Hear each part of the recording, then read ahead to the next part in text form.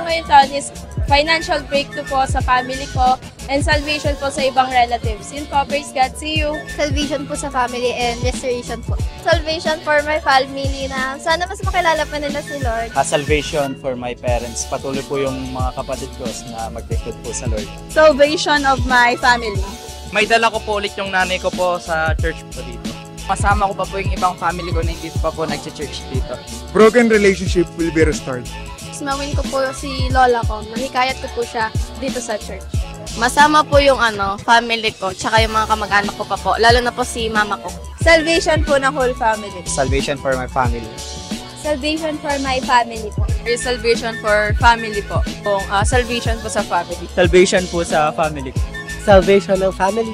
Salvation po ng family ko, lalong-lalo po yung parents ko this year. Makasama ko po yung mga magulang ko dito sa church. Encounter ng family ko si Lord and ayun, mas mawin ko sila this year by faith. Kakasama ko ang aking pamilya sa pag-worship sa Lord. Mawin ko ang family ko na makasama ko din sila dito sa church. Isa pa, sa pag-aaral ko din. This year, I'm turning 4th year. So, by faith, matatapos ko to na kasama ko si Lord.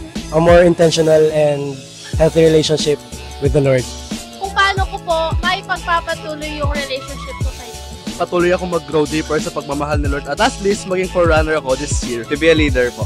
Magkaroon po ng ministry this 2024. Isa pa pong ministry. Provision and makapag-college this year. Provision. Financial breakthrough. Maging licensed professional teacher this 2024.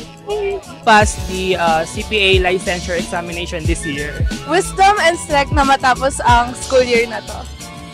Hello! What's up? Ang faith list ko this year ay makapag with honors or with I. Hindi lang makapasa, pero maging top notcher this upcoming September 2024 sa aming board exam.